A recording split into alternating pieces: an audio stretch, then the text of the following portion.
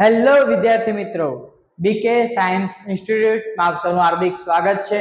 હું છું ભાર્ગવ સર અને બેટા આજે આ વિડીયોની અંદર આપણે વાત કરવાના છીએ ધોરણ 10 વિષય વિજ્ઞાન પ્રકરણ નંબર 1 રાસાયણિક પ્રક્રિયાઓ અને સમીકરણ।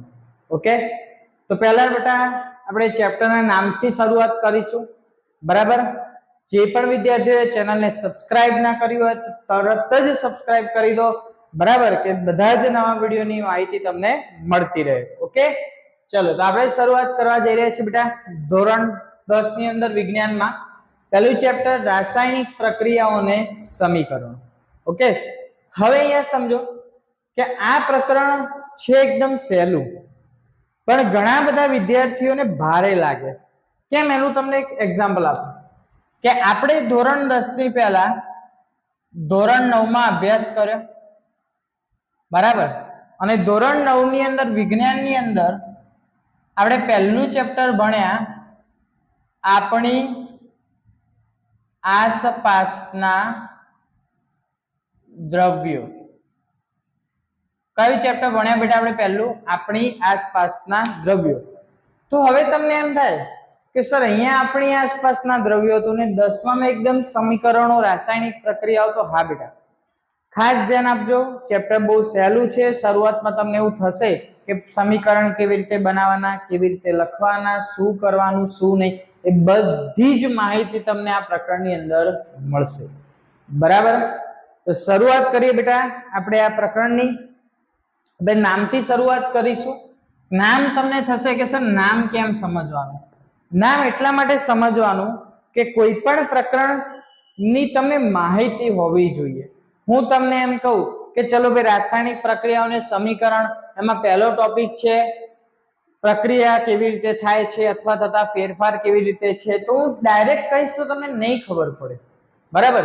તો સૌથી પહેલા કોઈ પણ ચેપ્ટર હોય, આ નહીં કોઈ પણ વિષય હોય, કોઈ પણ ચેપ્ટર હોય, તો સૌથી પહેલા તમારે નામનો અર્થ સમજવાનો ટ્રાય કરવાનો। ઓકે, ચલો તો અહીંયા બેટા નામ પહેલા આપણે સમજીએ। નામ તમને શું કીધું? જુઓ, રાસાયણિક પ્રક્રિયાઓ। તો રાસાયણિક એટલે કોનો યુઝ થતો હશે? રસાયણનો। અને પ્રક્રિયા હોય એટલે એક પ્રકારની પ્રોસેસ થતી હશે, પ્રક્રિયા થતી હશે। અને સમીકરણો, તો સમીકરણ એટલે કે રાસાયણિક પ્રક્રિયાને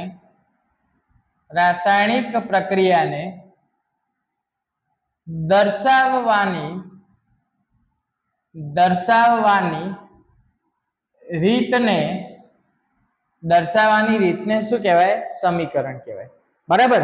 તો અહીંયા બેટા સમજો, તો આ ચેપ્ટરની અંદર આપણે વાત કરીશું રાસાયણિક પ્રક્રિયાઓની અને એના સમીકરણો। તો સમીકરણ કેવી રીતે બનશે, કેવી રીતે સમીકરણો લખવાના, કેવી રીતે એને સંતુલિત કરવાના, માળખાકીય સમીકરણ એટલે શું, તો આ બધી જ માહિતી આપણે આ પ્રકરણની અંદર મેળવવાની છે।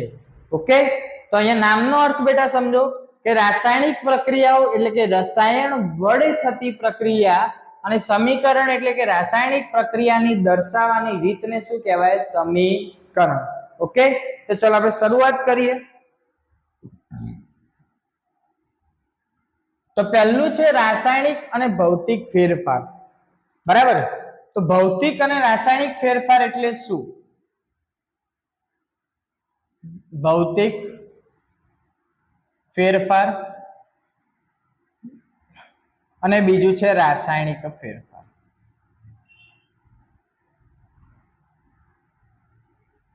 ભૌતિક ફેરફાર એટલે કેવો ફેરફાર? તો હું તમને એક એક્ઝામ્પલ આપું કે ધારો કે આપણે કોઈ ફેબ્રિકેશનનો ધંધો કરતા હોય, ફેબ્રિકેશન એટલે આપણે જે લુહારી કામ કરતા હોય, લોખંડનું કામ કરતા હોય, એના ત્યાં આપણે જઈએ, બરાબર। તો તમે સમજી લો કે એક પતરું હોય અને પતરાને ટીપતો હોય, એટલે ટીપે એટલે શું થાય? પતરું પાતળું થાય ને પહોળું થાય, બરાબર। તો અહીંયા પતરાનો આકાર ધીમે ધીમે જેમ એમ ટીપતો જશે એમ એમ આકાર બદલાતો જશે। તો એ જે આકાર બદલાતો ગયો એ આપણને દેખાતો ગયો, મતલબ આપણે એને સીધો જ જોઈ લીધો કે હા ભાઈ આકાર બદલાય છે, બરાબર। અને આકાર બદલવા માટે જે લુહાર એ શું કરતો હશે? પતરાને ટીપતો હશે. તો એનો અર્થ શું થયો કે પતરાને ટીપ્યું, લોખંડનો આકાર બદલ્યો, અને એ લોખંડનો આકાર બદલ્યો આપણે સીધો જ જોયો તો એને કયો ફેરફાર કહેવાય? ભૌતિક ફેરફાર. બહુ જ સિમ્પલ વ્યાખ્યા છે બેટા, સિમ્પલ અર્થ છે એનો. જે પદાર્થની અંદર એવા ગુણધર્મો કે જે બદલાતા તમે જોઈ શકો, તમે એને આમ સમજી શકો કે હા આ વસ્તુ અહીં બદલાઈ રહી છે, તો એ બધા જ ગુણધર્મો કેવા કહેવાય? ભૌતિક ગુણધર્મો. અથવા એ પ્રકારના બધા જ ફેરફાર કેવા કહેવાય? ભૌતિક ફેરફાર. બરાબર. એ જ રીતે રાસાયણિક ફેરફાર, હું તમને એક એક્ઝામ્પલ આપું કે તમારા મમ્મી કે તમારા પપ્પા ઘરે દહીં બનાવે, બરાબર, તો રાત્રે શું કરે? તો તમે કહેશો સર દૂધની અંદર થોડું મેળવણ નાખી દેશે અને પછી આખી રાત એને ઢાંકીને મૂકી દેશે. તમે આમ રાત્રે એમ ઉભા રહેશો, એ દૂધમાંથી દહીં બની જા, દૂધમાંથી દહીં બની જા, એવું હોય ના. એને તમે જોઈ શકતા નથી. પ્રક્રિયા થાય છે, સવારે તમને દહીં બનેલું જોવા મળે છે, પણ એ ફેરફાર તમને જ્યારે પ્રક્રિયા થઈ જાય પછી દેખાય છે. મતલબ પ્રક્રિયા તમને જોવા મળતી નથી. અને ભૌતિકમાં મેં તમને એમ કીધું, મારી જોડે ધારો કે લાકડાનો ટુકડો હોય, એને હું કરવત વડે કાપી નાખું, બરાબર, તો એ મને કપાતો દેખાય છે, એનો આકાર બદલાતો મને દેખાય છે, તો એ થયો ભૌતિક ફેરફાર. અને રાસાયણિક ફેરફાર તો જે અવલોકનો જાણવા માટે ચોક્કસ પ્રક્રિયા કરવી પડે એ ફેરફારને કયો કહેવાય? રાસાયણિક ફેરફાર. બરાબર. તો અહીંયા આપણે પહેલા લખીએ ભૌતિક ફેરફાર એટલે શું બેટા? તો હું તમને સિમ્પલ લખાવું છું કે જે પ્રક્રિયામાં પદાર્થમાં થતો ફેરફાર જોઈ શકાય તેવા ફેરફારને ભૌતિક ફેરફાર કહેવાય છે. તેવા ફેરફારને ભૌતિક ફેરફાર કહેવાય છે. અને રાસાયણિક ફેરફાર તો જે ફેરફાર અથવા જે ગુણધર્મ અથવા જે અવલોકન માપવા માટે ચોક્કસ પ્રક્રિયા કરવી પડે તેવા ફેરફારને રાસાયણિક ફેરફાર કહે છે.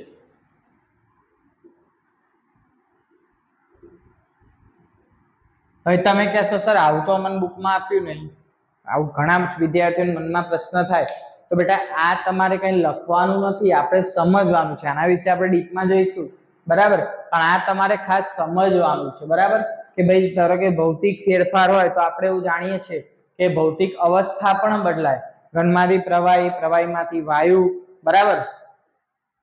રાસાયણિક તમે ફેરફાર કરો તો એમાં પણ અવસ્થા બદલાય, બરાબર. ચલો આગળ સમજીએ. હવે ધારો કે માની લો કે કોઈ રાસાયણિક પ્રક્રિયા થઈ, ના થઈ, થઈ તો કેટલા પ્રમાણમાં થઈ, કેવી રીતે થઈ, એ તમને કેવી રીતે ખબર પડે? આવું તમે કોઈ દિવસ વિચાર કર્યો? એવું તમને કોઈ દિવસ વિચાર આવ્યો કે ભાઈ દૂધમાંથી દહીં કેવી રીતે બન્યું, અથવા લોખંડને કાટ કેવી રીતે લાગ્યો? એવો કોઈ દિવસ તમને વિચાર આવ્યો? ના, બસ કાટ લાગી ગયો, ફેંકી દીધું, એવું ના હોય. સમજો અહીંયા આપણે બેટા કેમેસ્ટ્રી ભણીએ છીએ, તમારા જીવનની અંદર સૌથી ઇમ્પોર્ટન્ટ જો હોય તો એ કેમેસ્ટ્રી છે. હે સર કેમેસ્ટ્રી? હા. કેવી રીતે? સવારે આપણે ઉઠીએ, સૌથી પહેલા શું કરીએ? ઇન્સ્ટાગ્રામની રીલ્સ જોઈએ, મેસેજ જોઈએ, એવું કરીએ? ના. સૌથી પહેલા આપણે ઉઠીને બ્રશ કરીએ. તો તમે જે બ્રશ વાપરો છો એ બ્રશની જે કોલગેટ છે એ શેના ઉપર આધારિત છે? કેમેસ્ટ્રીના ઉપર આધારિત. બ્રશ કર્યો, તમે ફ્રેશ થયા, પછી તમે નાવા ગયા, તો નાવા ગયા તો તમે શેમ્પુ યુઝ કર્યો, તમે સાબુ યુઝ કર્યો, એ બધું જ તમારું કેમેસ્ટ્રી પર આધાર રાખે છે. ઇવન તમે જે પણ ક્રિયા કરો આખા દિવસ દરમિયાન, તો દરેક વખતે તમારી જોડે એવી તો કોઈ વસ્તુ હશે કે જે તમારા કેમિસ્ટ્રી ઉપર આધાર રાખતી હશે, બરાબર? તમે બીમાર થાવ છો, તમે દવા લો છો, તો એ દવા એ શેની બનેલી? રસાયણની બનેલી, તો એ દવા પણ કેમિસ્ટ્રી ઉપર આધાર રાખે છે, બરાબર? હવે આ ચેપ્ટર ની અંદર આપણે વાત કરીશું રાસાયણિક ફેરફાર. તો રાસાયણિક ફેરફાર ક્યારે થયો કહેવાય? હું તમને એવું પૂછું કે બેટા રાસાયણિક ફેરફાર ક્યારે થયો કહેવાય, તો તમે એમ કહેશો સર રાસાયણિક પ્રક્રિયા થાય અને રાસાયણિક ફેરફાર થયો કહેવાય? ના, એવું ના હોય. અહીંયા મેં લખ્યું કે જે અવલોકન માપવા માટે ચોક્કસ પ્રક્રિયા કરવી પડે તેવા ફેરફારને રાસાયણિક ફેરફાર કહે છે, બરાબર? પણ હું તમને એવું કહું કે ભાઈ રાસાયણિક ફેરફાર થાય તો કેવા પ્રકારના ચેન્જીસ થઈ શકે, કેવા પ્રકારના બદલાવ થઈ શકે, એ મહત્વનું. તો જુઓ, સૌથી પહેલા કેવા બદલાવ થઈ શકે રાસાયણિક ફેરફાર થાય તો તમે કહેશો સર રંગ પરિવર્તન થઈ શકે. બીજું, અવસ્થા બદલાઈ શકે. અવસ્થા બદલાઈ શકે. ત્રીજું, પહેલું રંગ પરિવર્તન થઈ શકે, અવસ્થા બદલાઈ શકે.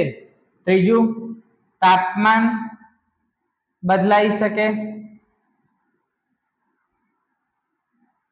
અને ચોથું, વાયુનું ઉત્સર્જન થઈ શકે. વાયુનું ઉત્સર્જન થઈ શકે. વાયુ, હા બેટા, વાયુ નીકળી શકે છે, તાપમાન પણ બદલાઈ શકે છે, રંગ પણ બદલાઈ શકે છે અને અવસ્થા પણ બદલાઈ શકે છે. ચલો, અવસ્થા તો કઈ અવસ્થા બદલાઈ શકે? તો ઘન હોય તો પ્રવાહી થાય, પ્રવાહી હોય તો વાયુ થાય, બરાબર? તાપમાન બદલાઈ શકે, એનું મસ્ત એક્ઝામ્પલ છે કે બજારની અંદરથી કોરો ચૂનો, કોઈ ઘરની અંદર ચૂનો લગાવવાનો હોય તો બજારની અંદર તમે કોરો ચૂનો લઈને આવો અને પછી એને પાણીમાં પલાળો, તે પાણી એકદમ ગરમ થાય. તો અહીંયા તમે તો ગેસ ચાલુ કર્યો નથી, તે રાસાયણિક પ્રક્રિયા થઈ ત્યારે કોનું મતલબ ઉષ્મા ઉત્પન્ન થઈ હશે, એટલે તાપમાન બદલાયું હશે, વધારો થયો હશે, બરાબર? તો રાસાયણિક ફેરફાર થાય એવું આપણે ક્યારે કહી શકીએ? અથવા રાસાયણિક પ્રક્રિયા થઈ હોય તો આપણે ક્યારે કહી શકીએ? કે જ્યારે રંગ પરિવર્તન જોવા મળે, અવસ્થા બદલાયેલી જોવા મળે, તાપમાન બદલાઈ શકે અને વાયુનું ઉત્સર્જન થઈ શકે. તો આ બધું જ શક્ય છે. ક્યારે? જ્યારે રાસાયણિક પ્રક્રિયા થાય ત્યારે. ઓકે, ચલો, તો હું આશા રાખું બેટા અહીં સુધી દરેકને ખ્યાલ આવી ગયો હશે. હવે જોઈએ આપણે આગળનો ટોપિક. આગળનો ટોપિક છે બેટા સમીકરણ એટલે શું, તેને લખવાની પદ્ધતિ જણાવો. હવે અહીંયા ખાસ સમજો, આ ટોપિક સૌથી ઇમ્પોર્ટન્ટ છે. તમને બેટા સમીકરણ લખતા આવડવું જ જોઈએ. જો તમે આફ્ટર 10th 11 કે 12 સાયન્સ ની અંદર જાઓ છો તો આ બધું બેટા બેઝિક નોલેજ છે એનું. એટલે જે વિદ્યાર્થીઓનો ગોલ હોય કે સર હું તો 11th માં જ જઈશ, સાયન્સ કરીશ, ડોક્ટર બનીશ, નીટની એક્ઝામ ક્લિયર કરીશ, JEE ની એક્ઝામ ક્લિયર કરીશ, તો એને આ બધું કરવું પડશે, બરાબર? સાયન્સ તમે લો છો આગળ તો તમારે આ બધી વસ્તુ પરમેનન્ટ યાદ રાખવી પડશે, બરાબર? હા, તમારી બીજી કોઈ ફિલ્ડ છે તો તમે 10મા સુધી યાદ રાખી શકો છો. ઓકે, ચલો તો શરૂઆત કરીએ બેટા. સમીકરણ એટલે શું અને તેને લખવાની પદ્ધતિ જણાવો. હવે અહીંયા સમીકરણને લખવાની પદ્ધતિ, તમે કહેશો સર અમે તો ગણિતમાં જ સમીકરણ ભણ્યા, હવે વિજ્ઞાનમાં પણ સમીકરણ? હા, વિજ્ઞાનના સમીકરણ ગણિતના સમીકરણ કરતા ખૂબ જ સહેલા છે, બરાબર? એટલે કશું આમ મન પર નહીં લેવાનું કે સર સમીકરણ કેવી રીતે કરીશું, શું આમ તેમ, કશું જ નહીં વિચારવાનું. સમીકરણ કરવાના છે એટલે કરવાના છે, બરાબર? ચલો શરૂઆત કરીએ આપણે. ધારો કે માની લો કોઈ બે તત્વ એકબીજા સાથે પ્રક્રિયા કરે છે. આપણે એક્ઝામ્પલ લઈએ કે ભાઈ ઓક્સિજન અને હાઇડ્રોજન. તો ઓક્સિજન અને હાઇડ્રોજન સાથે પ્રક્રિયા થઈ પાણી બને છે. હવે હું વિચારો કે મને સમીકરણ વિશે કશી જ ખબર નથી, બરાબર? અને મારે એવું કહેવું હોય કે ભાઈ ઓક્સિજન અને હાઇડ્રોજન વચ્ચે પ્રક્રિયા થઈ પાણી બને છે, H2O બને છે. તો હવે હું શું કરીશ? તો મારે આખું વર્ડમાં લખવું પડશે કે ઓક્સિજનની હાઇડ્રોજન સાથેની પ્રક્રિયાથી પાણી બને છે. એમાં વર્ડની અંદર મારે લખવું પડશે. શાબ્દિક રજૂઆત કરવી પડશે, બરાબર. તો એ શાબ્દિક રજૂઆત આપણે કરવા જઈએ તો આપણી જોડે એવો તો ટાઈમ નથી કે ભાઈ દરેક સમીકરણને આપણે શાબ્દિક રજૂઆતથી લખીએ, બરાબર, અથવા દરેક પ્રક્રિયાને આપણે શાબ્દિક રજૂઆતથી લખીએ. તો એ શાબ્દિક રજૂઆતને બંધ કરી અને જે નવું સ્વરૂપ આપવામાં આવ્યું એનું નામ છે સમીકરણ. તો એનો અર્થ શું થયો? શાબ્દિક રજૂઆત તમે કરતા હતા તો તમારું લખાણ વધી જતું હતું, તમારે લાંબુ લખવું પડતું હતું, બરાબર. તો એની જગ્યાએ એને અતિ સંક્ષિપ્ત અથવા એકદમ નાનું અથવા શોર્ટમાં લખવાની જે પદ્ધતિ હતી એને આપણે શું કહી દીધું? સમીકરણ. ઓકે, તો આનો સિમ્પલ અર્થ એવો થાય બેટા, સમીકરણ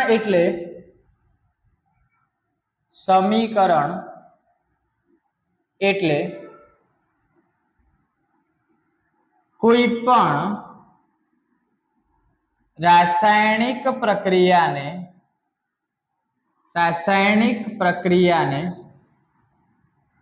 ટૂંકમાં અથવા સંક્ષિપ્ત રૂપે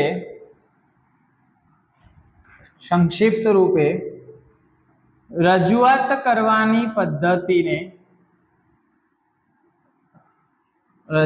કરવાની પદ્ધતિને સમીકરણ કહે છે. ખ્યાલ આવ્યો? હવે શું થશે? ધારો કે સમજો કે મારે કોઈ સમીકરણ લખવું છે, બરાબર. તો હું ધારો કે લખું કે ભાઈ mg વત્તા O2 તો gives MgO. તો આ શું થયું? સમીકરણ થયું. તો હવે સમીકરણની અંદર ખાસ ધ્યાનથી જોજો બેટા, હવે સમીકરણની અંદર આ બાજુનો જે ભાગ છે, ડાબી બાજુનો જે ભાગ છે, એ ડાબી બાજુના ભાગને આપણે શું કહીશું? પ્રક્રિયક કહીશું. શું કહીશું? પ્રક્રિયક. અને આ જમણી બાજુનો જે ભાગ છે એને આપણે શું કહીશું? નિપજ કહીશું. શું કહીશું? નિપજ. તો એનો અર્થ શું થયો કે હંમેશા એક વસ્તુ યાદ રાખો કે પ્રક્રિયા સમીકરણની અંદર ડાબી તરફ જેને લખીએ એને આપણે કહીશું પ્રક્રિયક અને જમણી તરફ જેને આપણે લખીશું એને કહીશું નિપજ એટલે કે પ્રોડક્ટ. આ પ્રક્રિયકને રિએક્ટન્ટ કહેવાય અને નિપજને પ્રોડક્ટ. તો અહીંયા આપણે બેટા લખી દઈએ કે રાસાયણિક પ્રક્રિયામાં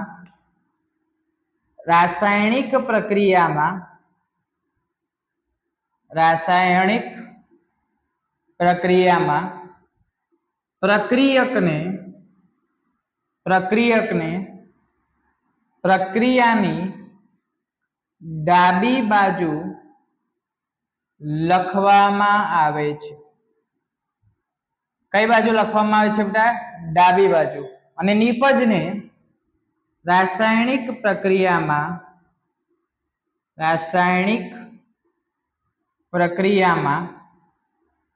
નિપજને પ્રક્રિયાની જમણી બાજુ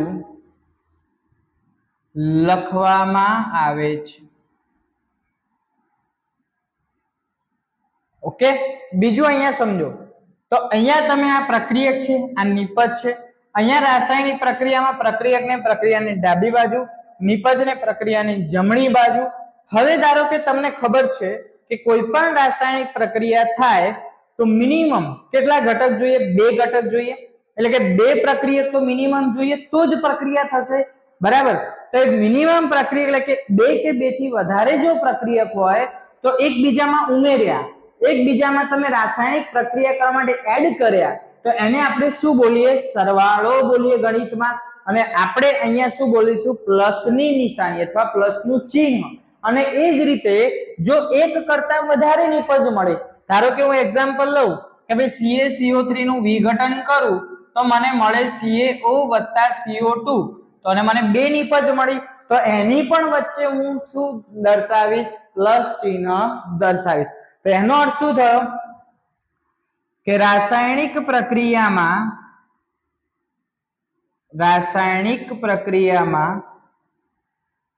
2 કે 2 થી વધારે પ્રક્રિયક હોય તો તેમની વચ્ચે પ્લસ નિશાની કરવામાં આવે છે. સેમ વસ્તુ નિપજની અંદર. ચલો હવે બીજું, મારે નિપજ દર્શાવી હોય તો નિપજ શેના વડે દર્શાવીશ? તીર વડે દર્શાવીશ. તો અહીંયા લખીશ કે પ્રક્રિયામાં નિપજને તીર વડે દર્શાવવામાં, તીર વડે કૌંસમાં અહીંયા આપણે નિશાની કરી દઈએ, વડે દર્શાવવામાં આવે છે. ખ્યાલ આવે બેટા? અહીંયા દરેક જણને જો ફરીથી આપણે વાંચીએ તો પહેલા તો સમીકરણ એટલે શું? તો જે આપણે શાબ્દિક રજૂઆત લખતા હોય એની જગ્યાએ સમીકરણ એટલે કે કોઈ પણ રાસાયણિક પ્રક્રિયાને ટૂંકમાં અથવા સંક્ષિપ્ત રૂપે રજૂઆત કરવાની પદ્ધતિને સમીકરણ કહે છે. 2mg + O2 gives to MgO. પ્રક્રિયક નિપજ. રાસાયણિક પ્રક્રિયામાં પ્રક્રિયકને પ્રક્રિયાની ડાબી બાજુ લખવામાં આવે છે. રાસાયણિક પ્રક્રિયામાં નિપજને પ્રક્રિયાની જમણી બાજુ લખવામાં આવે છે. રાસાયણિક પ્રક્રિયામાં બે કે બેથી વધારે પ્રક્રિયક અથવા બે કે બેથી વધારે નિપજ મળતી હોય તો પ્લસ નિશાની કરવામાં આવે છે અને પ્રક્રિયામાં નિપજને તીર વડે દર્શાવવામાં આવે છે. બરાબર? તો લખી દો બેટા, જોઈ લો. નેક્સ્ટ ટોપિક છે સમતોલિત સમીકરણ. હવે તમને એમ થશે કે સર સમતોલિત સમીકરણ એ પાછું શું નવું આવ્યું? સમીકરણ તો તમે કીધું એકદમ મસ્ત રીતે અમને આવડી ગયું, પણ પાછું સમતોલિત સમીકરણ શું નવું લાયા? તો હવે અહીંયા સમજો. સમતોલિત સમીકરણ બેટા, સમતોલિત એટલે શું? સંતુલન. જુઓ તમને એક મસ્ત એક્ઝામ્પલ આપું. આપણે સવારે ઉઠીએ, બ્રશ કરીએ, તૈયાર થઈએ, આખો દિવસ કામ કરીએ, બરાબર, અને આપણે 2 ટાઈમ ખાઈએ. ઘણા તો 3 ટાઈમ ખાતા હશે, ઘણા 4 ટાઈમ પણ ખાતા હશે, ઘણા ખાતા પણ નહીં હોય. કેમ? ઉપવાસ. આવું બની શકે. તો તમે ખાધું કેમ? તો તમે કહેશો સર હું ખાઈશ નહીં તો મારી શરીર ચાલશે નહીં, ચાલશે નહીં તો વાંચી નહીં શકું, વાંચી નહીં શકું તો મને ઊંઘ આવશે. બરાબર? હંમેશા જીવનની અંદર પણ સંતુલન ખૂબ જ મહત્વની વસ્તુ છે. એટલે કહેવાનો અર્થ કે તમારે જરૂર હોય એટલું જ ખાઓ અને જરૂર હોય એટલું જ વાપરો, એને કહેવાય સંતુલન. તો આ તો કેમિસ્ટ્રી છે ભાઈ, આમાં તો તમારે સમીકરણ સંતુલન કરવું જ પડે. કેમ? ચલો આપણે થોડા ફ્લેશબેકમાં જતા રહીએ. ફ્લેશબેકની અંદર, હા બેટા, ફ્લેશબેકની અંદર કેમ? કેટલા ફ્લેશબેકમાં? તો ધોરણ 9માં. તો ધોરણ 9 ની અંદર આપણે એક નિયમ ભણ્યા હતા. પાછો નિયમ યાર સર, આ નિયમ આવે જ ભાઈ, નિયમ વગર કઈ નથી જીવનમાં. દ્રવ્ય સંચયનો નિયમ. હા સર, યાદ આવ્યું, અમને યાદ આવી ગયું. આ તો અમને ખબર છે, દ્રવ્ય સંચયનો નિયમ તો અમને ખબર છે. શું નિયમ છે? તો કે કોઈ પણ રાસાયણિક પ્રક્રિયાની અંદર પ્રક્રિયા પહેલા પ્રક્રિયકનું અને પ્રક્રિયા પછી નિપજનું દળ જળવાઈ રહે છે, અચળ રહે છે, બદલાતું નથી. હા બરાબર. નિયમ તો આ જ હતો. શું હતો નિયમ? કે કોઈ પણ રાસાયણિક પ્રક્રિયા દરમિયાન પ્રક્રિયક અને નિપજોનું દળ બદલાતું નથી. તો ક્યારે ના બદલાય? કે એમાં રહેલા ઘટકો એટલે કે પરમાણુની સંખ્યા ના બદલાય તો. અને પરમાણુની સંખ્યા તમે બંને બાજુ જો સરખી રાખો, એટલે કે પ્રક્રિયકના પરમાણુ અને નિપજના પરમાણુ બંને પરમાણુ સરખા હોય, એ સમીકરણને કહેવાય સમતોલિત સમીકરણ. ખ્યાલ આવી ગયો ને? ખબર પડી ગઈ? બસ તારે. ચલો જો અહીંયા તો સમતોલિત સમીકરણ ની પહેલા હું તમને એક બીજો એક શબ્દ છે માળખાકીય સમીકરણ. અરે સર કેટલા સમીકરણ છે? માળખાકીય સમીકરણ. ચલો માળખાકીય સમીકરણ એટલે શું? તો હમણાં જે આપણે આગળ સમીકરણ લખ્યું હતું એ જ સમીકરણ હું ફરીથી લખું. Mg + O2 gives MgO magnesium oxide એટલે કે મેગ્નેશિયમની પટ્ટીને હવામાં સળગાવતા એટલે કે દહન કરાવતા અથવા ઓક્સિજન સાથે પ્રક્રિયા, ત્રણેય શબ્દ એક જ વસ્તુ છે. તો મેગ્નેશિયમની પટ્ટીને તમે ઓક્સિજન સાથે પ્રક્રિયા કરાવો, તેનું દહન કરો, તેને હવામાં સળગાવો, તમને મળે શું? Magnesium oxide. શું મળે? Magnesium oxide. તો મેગ્નેશિયમ ઓક્સાઇડ નું સમીકરણમાં તમે ધ્યાનથી જોજો. મેગ્નેશિયમ માજી, એક જ માજી, આ બાજુની માજી, આ બાજુની માજી, એક માજી. હવે અહીંયા ઓક્સિજન, બે ઓક્સિજન, અહીંયા ઓક્સિજન, એક જ ઓક્સિજન. તો સર આ તો એક માજી, આ એક માજી, ચલો બંને બાજુ એક એક માજી થઈ ગઈ, એટલે કે મેગ્નેશિયમ થઈ ગયું એક એક. ઓક્સિજન અહીંયા બે છે ને અહીંયા તો એક જ છે, તો અહીંયા આપણે બે કરવા પડે? હા સર કરવા પડે, આપણે ભણ્યા છીએ એ પ્રમાણે કરવું પડે. ચલો કરી દઈએ. હાલ નથી કરવું. કેમ નથી કરવું એ સમજો. તમે વાતોમાં મને તમે કરાવી દેશો બે, હમણાં બે નહીં કરવાનું હોય. જુઓ તો અહીંયા આ જે પ્રક્રિયા સમીકરણ છે એની અંદર અહીંયા એક મેગ્નેશિયમ છે, અહીંયા એક છે. ચલો મેગ્નેશિયમ બંને બાજુ સરખા છે, પણ અહીંયા બે ઓક્સિજન છે ને અહીંયા એક જ ઓક્સિજન છે. તો આ પ્રક્રિયા સમીકરણ કેવું કહેવાય? અસંતુલિત સમીકરણ. કેવું કહેવાય? અસંતુલિત સમીકરણ. અને આ જ સમીકરણ જે અસંતુલિત હોય એને જ કહેવાય માળખાકીય સમીકરણ. એટલે તમને માળખું આપી દે કે ભાઈ આની પ્રક્રિયા થાય છે, પછી તમે આમાં વધારા સુધારા ઘટાડા કરીને એને સંતુલિત કરો એ તમારા ઉપર છે. પણ આ માળખું એટલે કે મેઇન આ છે, આ ઘટક છે મેઇન, કે ભાઈ આ બંને ઘટક વચ્ચે પ્રક્રિયા થાય છે અને આ નિપજ મળે છે. તો આ વાત થઈ માળખાકીય સમીકરણ. ખાલી સમજવાનું છે બેટા, છે તમારી બુકની અંદર, નથી એવું નથી, પણ એટલું બધું ઇમ્પોર્ટન્ટ નથી. ઓકે ચલો તો હવે આપણે આગળ વાત કરીએ. રાસાયણિક પ્રક્રિયા સમીકરણ ને સંતુલિત આપણે કેવી રીતે કરીશું? બહુ જ સહેલું છે. તમને એક પ્રશ્ન પણ છે તમારી ટેક્સ્ટ બુક ની અંદર કે આયનની પાણી સાથેની પ્રક્રિયા રાસાયણિક સમીકરણ જણાવી અને સંતુલિત કરવાના તબક્કા સમજાવો અથવા સોપાન સમજાવો, જે બી શબ્દ હોય, તબક્કા હોય, સોપાન, બધું એક જ છે. બરાબર? ચલો તો આપણે પહેલા સંતુલિત સમીકરણને સંતુલિત કેવી રીતે કરવાનું એ સમજીએ.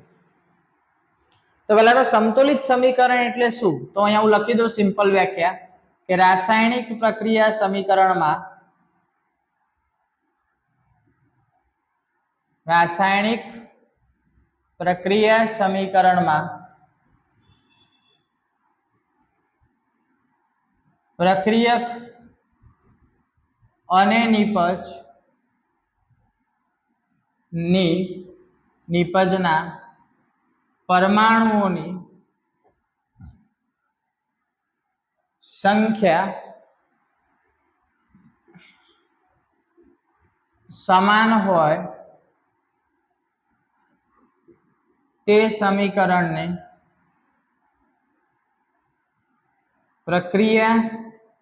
સમતોલિત સમીકરણ કહે છે. એને શું કહીશું બેટા આપણે? સમતોલિત સમીકરણ. ઓકે ચલો તો આપણે પ્રક્રિયા સમીકરણ લખીએ એટલે આપણે ખ્યાલ આવી જાય. હવે કેવું લખું? પહેલા શબ્દોમાં આયન પ્લસ પાણી gives iron oxide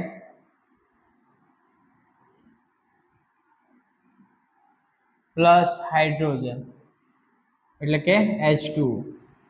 ઓકે ચલો હવે આને આપણે સંજ્ઞાની અંદર લખીએ, એટલે કે તત્વની આપણી જે સંજ્ઞા છે બેટા બધાને ખાસ એક ખાસ તમને નમ્ર વિનંતી છે કે તત્વ, એમની સંજ્ઞા, એમના પરમાણુ ક્રમાંક, પરમાણુય દળ, એમની ઇલેક્ટ્રોન રચના આ કમ્પલસરી દરેકને આવડવું જ જોઈએ. જો તમને નહીં આવડે તો તમને આગળ જતા તકલીફ પડશે. આ તમારા ભાર્ગવ સરના શબ્દ યાદ રાખજો. હાલ તમને ઈઝી લાગશે કે સર હાલ તો ક્યાંનો ઉપયોગ છે, નથી આવતો ઉપયોગ, ખાલી સંજ્ઞાનો જ ઉપયોગ આવે છે. જેમ જેમ જેમ આપણે 10માં આગળ વધતા જઈશું, કેમિસ્ટ્રીના આપણે ડીપમાં ઉતરતા જઈશું, તો આ બધી જ વસ્તુ તમને કામ લાગશે. અને એમાં પણ ચોથું ચેપ્ટર કાર્બન અને તેના સંયોજનો એમાં તો તમને બધું જ આવડવું જોઈએ. એટલે હજી કહું છું, હજી તમારું સ્ટાન્ડર્ડ 10 સ્ટાર્ટ થઈ રહ્યું છે બેટા, બેઝિક ક્લિયર કરી દેજો. બરાબર, ખ્યાલ આવ્યો? બેઝિક એટલે પરમાણુ ક્રમાંક, પરમાણ્વીય દળ, તત્વની સંજ્ઞા, ઇલેક્ટ્રોન રચના બધું જ આવડવું જોઈએ. ઘણા વિદ્યાર્થીને એમ પૂછીએ કે ઓક્સિજન એટલે આમ ગણા બેસે, હા હી લી બે બો કા ના ઓ ઓક્સિજન 8, એવું ના થવું જોઈએ. તમને અહીંયાથી સર કે મેડમ પ્રશ્ન પૂછે કે ઉભો થા, ફ્લોરિન નો પરમાણુ ક્રમાંક તો 9, ફટાક દેનાર શબ્દ આવવો જોઈએ, આન્સર આવવો જોઈએ. બરાબર, એટલે ખાસ એક તમને બધાને એક રિક્વેસ્ટ છે કે પરમાણ્વીય દળ, પરમાણ્વીય ક્રમાંક, તત્વની સંજ્ઞા બધું આવડવું જોઈએ. 9માં આપણે કર્યું હતું, એટલો બધો ઉપયોગ નથી 9માની અંદર, 10માં છે. હા, એટલું હું તમને ચોક્કસથી કહીશ કે તમે રોજ મારો વિડીયો જોશો ને રોજ તમે ભણશો ને તો તમને આવડી બી જશે. હાર્ડ નથી, અને પ્રેક્ટિસ કરવી પડે. પ્રેક્ટિસ તમે નહીં કરો તો તમને નહીં જ આવડે. તમને હજી કહી દઉં, 9માં જેટલું ઈઝી વિજ્ઞાન નથી 10માની અંદર. ઘણા બધા ટીચર્સ તમને આમ મોટું મોટું આમ ઘણું બધું ફૂલા કહેશે, ના ના બહુ સહેલું છે ને તમને આમ આવડી જશે ને તેમ આવડી જશે, એવું ના હોય. વાસ્તવિક વિચારો, વાસ્તવિકમાં તમે મહેનત કરશો, વાંચશો તો જ તમને આવડશે. હું અહીંયા ગમે તેટલું રટાઈશ, પણ તમે જો નથી મહેનત કરતા, નથી વાંચતા તો નથી આવડવાનું. બરાબર, અને જો તમને વાંચવાનું મન ના થતું હોય, એવું થાય કે સર નથી યાદ રહેતું આમ, તો એક જ કામ કરવાનું, હમણાં જ ધોરણ 10 નું રિઝલ્ટ આવ્યું, એમાંથી જે વિદ્યાર્થીને ઓછા પર્સન્ટેજ, વધારવાળાને તો નહીં પૂછો તો ચાલશે, ઓછા પર્સન્ટેજ આવ્યો એને ખાલી એવું પૂછી જોજો કે બેટા તે એડમિશન માટે કેટલી સ્કૂલમાં ફોર્મ ભર્યા. બરાબર, ત્યારે તમને ખબર પડશે કે વધારે ટકાની વેલ્યુ શું છે અને વધારે ટકા લાવવાનો ફાયદો શું છે. બરાબર, ચલો ફરીથી આવી જઈએ છીએ આપણે સમતોલિત સમીકરણ ઉપર. રાસાયણિક પ્રક્રિયા સમીકરણમાં પ્રક્રિયક અને નિપજના પરમાણુની સંખ્યા સમાન હોય તે સમીકરણને સમતોલિત સમીકરણ કહે છે. તો આયન તો Fe પ્લસ પાણી H2O, પાણી એ લિક્વિડ ફોર્મ ની અંદર હશે. આયન ઓક્સાઇડ જેને આપણે ગુજરાતીમાં કાટ કહીએ, Fe3O4 પ્લસ ડાયહાઇડ્રોજન વાયુ છૂટો પડશે. ઓકે, ચલો હવે હંમેશા બેટા યાદ રાખો કે સૌથી પહેલા શરૂઆત ક્યાંથી કરવાની સમતોલિત કરવા માટે. તો સૌથી પહેલા જે ઓક્સિજન અને હાઇડ્રોજન સિવાયનું તત્વ હોય ત્યાંથી શરૂઆત કરીશું. તો ધારો કે માની લો કે અહીંયા આયન Fe કેટલા છે? 3 છે. તો અહીંયા કેટલા થશે? 3 થશે. તો હું બોક્સ બનાવી દઉં, એક તમને સમજણ પડે એટલા માટે. આમ કઈ જરૂર નથી બોક્સની, પણ તમને બુકની અંદર બોક્સ સ્વરૂપે આપેલું છે. હું એક બોક્સ બનાવી દઉં. આમ તો આપણે બધા હોશિયાર જ છીએ, એટલે કે તમે બધા. હા, ચલો તત્વ, પ્રક્રિયક અને નિપજ.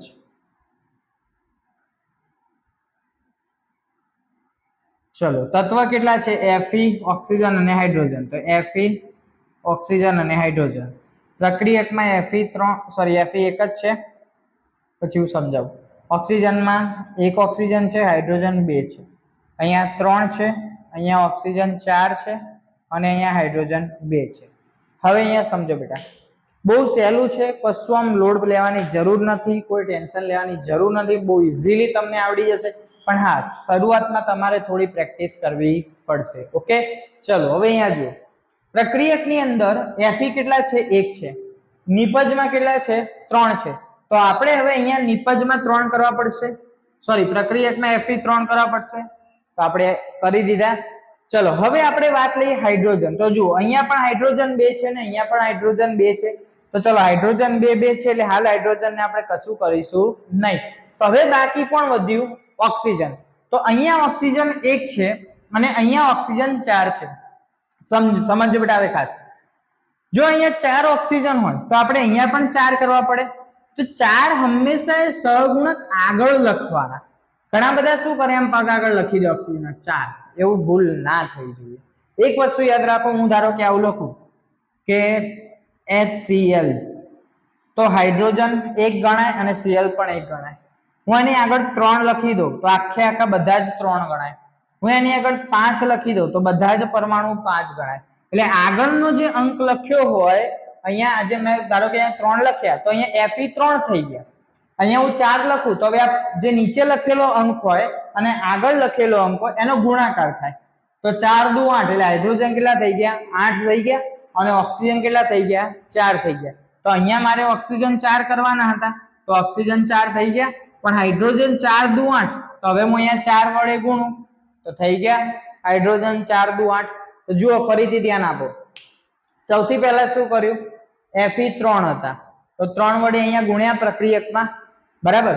પછી આપણે જોયું કે હાઇડ્રોજન, તો હાઇડ્રોજન તો બંને બાજુ 2 2 જ હતા એટલે આપણે હાઇડ્રોજન ને પહેલા કશું ના કર્યું. પછી આપણે જોયું ઓક્સિજન, તો ઓક્સિજન 4 છે આ બાજુ, તો આ બાજુ આપણે ઓક્સિજન 4 કરવા પડે એટલા માટે આપણે H2O ની આગળ 4 વડે ગુણ્યા. હવે H2O ની આગળ આપણે 4 વડે ગુણીએ છીએ તો 4 દુ 8 એટલે હાઇડ્રોજન કેટલા થઈ ગયા? 8 થઈ ગયા. તો પાછા અહીંયા આપણે હાઇડ્રોજન ને કેટલા વડે ગુણ્યા? 4 વડે ગુણ્યા. તો અહીંયા પણ હાઇડ્રોજન કેટલા થઈ ગયા? 8 થઈ ગયા, બરાબર. તો એનો અર્થ શું થયો? જુઓ, Fe ને આપણે અહીંયા 3 વડે ગુણ્યા તો Fe પ્રક્રિયકમાં અને નિપજમાં 3 વડે થઈ ગયા.